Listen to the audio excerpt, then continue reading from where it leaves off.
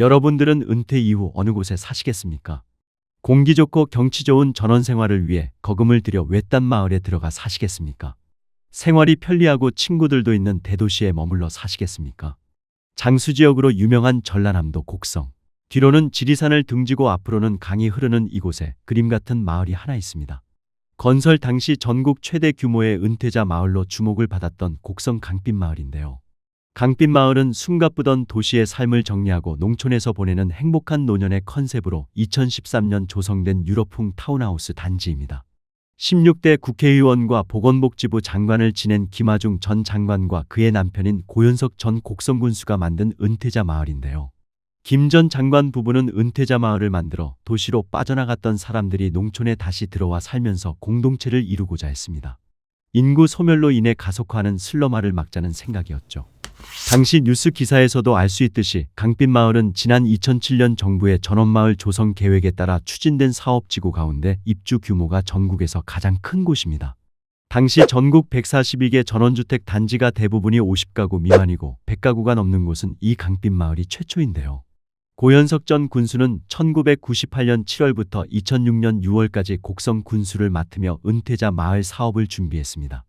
군수에서 물러난 후에는 민간 참여자로 마을 조성 사업에 참여했죠. 그는 정부가 기반 시설 공사를 지원해주는 전원마을 조성 사업을 신청하고 마을 이름을 강빛마을로 지었습니다. 도로 상하수도 등 기반 시설 공사는 곡성군의 지원으로 이루어졌고 건물은 입주 신청자들의 자금으로 지어졌습니다. 정부의 금전 지원도 있었는데요. 2007년 농림축산식품부에서 추진한 전원주택 조성 사업에 의해 정부와 지자체의 합법적인 지원이 이뤄진 것입니다. 또한 주택 구입비 1억 9,500만 원 중 착공 전까지 9천만 원을 내면 잔금 중 4천만 원에 대해서는 저리 대출을 지원받을 수 있었습니다. 그리고 건설 당시 국내 최대 규모라는 것 외에도 사람들의 관심을 끌었던 것이 하나 더 있습니다. 당시 전원주택 생활붐이 불면서 수익 창출과 전원 생활을 동시에 할 수 있다는 점이었는데요.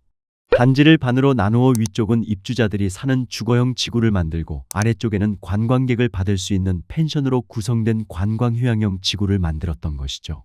펜션 사업을 통해 입주자들의 소득도 올리자는 계획이었습니다. 뿐만 아니라 단지 내에는 문화관 교육관을 비롯한 식당 2곳과 카페, 편의점, 주상복합 건물 11채로 구성된 근린생활시설도 마련했습니다. 준공된 지 10년이 넘은 강빛마을은 지금 어떻게 되었을까요? 기대와 달리 외딴 시골 마을에 큰 돈을 투자할 은퇴자를 구하는 것은 쉽지 않았습니다. 고현석 강빛마을 촌장의 말에 의하면 처음에는 좀 힘들어도 100여 가구 정도는 모아지겠지라는 자신감이 있었다고 하는데요. 그런데 막상 시골에 살 은퇴자들을 모집해 보려고 하니 너무 힘들었다고 합니다. 실제로 서울 거주자들을 대상으로 은퇴 후 희망 거주지를 설문조사한 결과 응답자들이 꼽은 은퇴 이후 제일 살고 싶은 곳은 64.2%를 차지한 서울이었습니다. 타 지역으로 옮긴다 하더라도 수도권에 살 생각이었고 그 다음으로는 지방 소도시, 지방 대도시 순이었습니다. 은퇴 이후 시골에서 전원 생활을 한다는 것은 그저 마음속에 있는 로망일 뿐이고 실제로는 대형마트와 큰 병원들이 있고 교통이 편리하고 문화시설을 잘 갖추고 있는 서울에 계속 살 계획인 것입니다. 전문가들이 진단한 강빛마을의 실패 이유를 살펴보면 병원과 편의시설, 교통 등이 부재한 입지를 첫 번째로 꼽았습니다. 나이가 들수록 병원에 갈 일도 많고 지인들과의 교류도 중요한데 아무리 경치가 좋은 곳이라도 외부와 단절된 외딴 마을은 요즘 시니어들이 꺼린다는 지적입니다. 실제로 강빛마을 인근에는 응급실을 갖춘 대형 병원이 없습니다.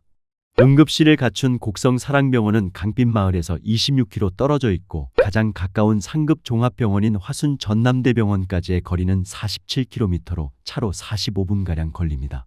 전문가들은 병원이 없는 외진 지역에 은퇴자 마을을 짓는 것은 망하는 지름길이라고 강조합니다. 두 번째는 펜션 단지 계획의 실패인데요.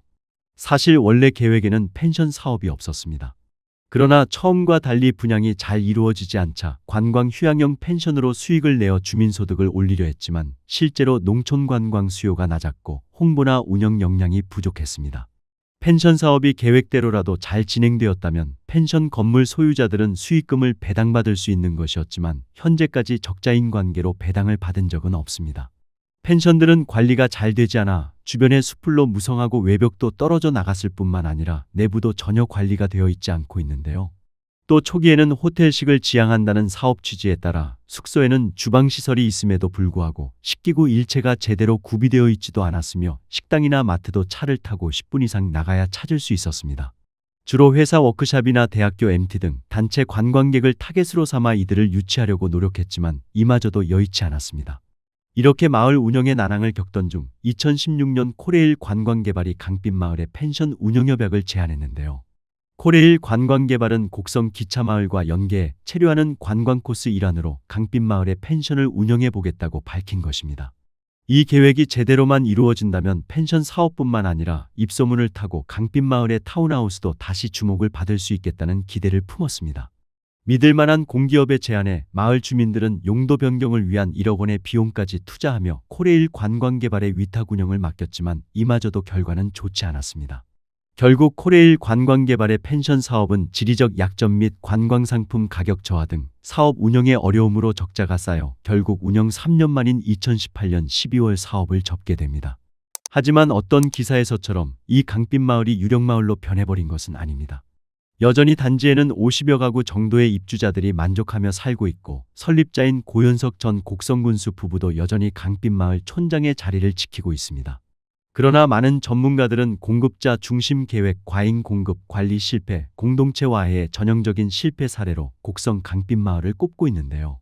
취지가 아무리 좋았다 하더라도 소비자들의 심리와 트렌드를 읽지 못하면 실패하게 되는 것이겠죠. 누구에게나 은퇴는 언젠가는 반드시 찾아옵니다. 그리고 그때가 되면 우리는 새로운 집, 새로운 이웃, 새로운 환경을 고민하게 됩니다. 누군가는 고향으로 돌아가 조용한 시골에서 텃밭을 가꾸며 살고 싶다고 말합니다. 누군가는 바다가 보이는 마을에서 매일 바닷바람을 맞으며 여유를 누리고 싶다고 합니다. 또 누군가는 익숙한 도시 한가운데에서 병원과 마트가 가까운 아파트에서 지내고 싶어 합니다. 이처럼 은퇴 이후의 거주지는 단순한 집이 아니라 내가 남은 생을 어떻게 살 것인가에 대한 선택이 됩니다. 하지만 현실은 어떨까요? 편리한 도시와 한적한 시골은 동시에 갖기 어렵습니다. 또한 나이가 들수록 건강과 돌봄 문제는 더 크게 다가옵니다. 그래서 우리는 묻습니다. 도시의 편리함과 시골의 여유로움을 함께 누릴 수는 없을까? 공동체와 개인의 자유를 함께 가질 수는 없을까? 이 질문은 단순한 상상이 아닙니다. 이미 많은 지역에서 전원마을, 귀농귀촌마을, 시니어 타운 같은 다양한 실험이 이루어지고 있습니다. 그러나 모든 실험이 성공적이진 않습니다. 오늘날 곡성 강빛마을 같은 실패 사례도 있죠. 그렇다면 다시 한번 묻겠습니다. 여러분은 은퇴 이후 어떤 집에서 누구와 함께 살고 싶으신가요? 그리고 그곳을 위해 지금 무엇을 준비하고 계신가요? 여러분의 은퇴 이후 삶이 진정으로 행복하기를 바랍니다. 오늘 내용 도움이 되셨나요?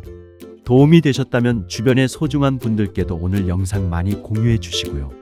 저는 다음 시간에 시니어님들께 더욱더 도움되는 정보로 다시 찾아오겠습니다. 오늘도 끝까지 시청해 주셔서 감사합니다.